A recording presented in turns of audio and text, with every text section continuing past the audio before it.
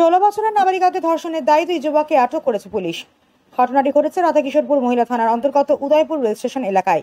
সংবাদে জানা যায়, বৃহস্পতিবার সন্ধ্যা আনুমানিক 7টা নাগাদ মিঠুন দেবনাথ বয়স 24, বুয়ার দেববর্মা বয়স 24, বাড়ি সিপাহীজলা জেলার মোহনভোগ এলাকার বাসিন্দা এক নাবালিকা কন্যাকে TR 073545 ওয়াগনার গাড়ি করে উদয়পুর রেল স্টেশন নিয়ে যায় এবং রেল স্টেশনে নিয়ে গিয়ে গাড়িতেই নাবালিকা মেয়েকে জোরপূর্বক ধর্ষণ করে।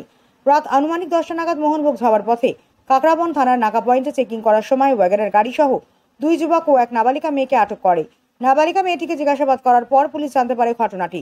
পরবর্তী সময় রাধাকিশোরপুর মহিলা থানায় খবর দেওয়া হয়।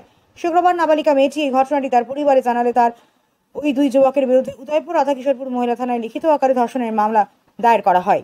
রাধাকিশোরপুর মহিলা থানায় পুলিশ এই অভিযোগ গ্রহণ করে শুক্রবার দুপুরে ঘটনাস্থলে ফরেনসিক টিম গাড়িটিকে নিয়ে পর্যবেক্ষণ করে। এই ব্যাপারে রাধাকিশোরপুর মহিলা থানায় একটি মামলা রুজু হয়, যার নম্বর 30/2025 এবং 641/61(2) বিএনএস এবং পক্সো আইনে একটি মামলা নথিভুক্ত করে। রাধাকিশোরপুর মহিলা থানার পুলিশের পক্ষ থেকে সমস্ত আইনি প্রক্রিয়ার মাধ্যমে নির্যাতিতা নাবালিকা মেয়েটিকে শারীরিক পরীক্ষা করা হয় হাসপাতালে নিয়ে গিয়ে। মামলার তদন্তকারী অফিসার সাব ইন্সপেক্টর রবি বৈদ্য ঘটনার তদন্ত শুরু করেছে।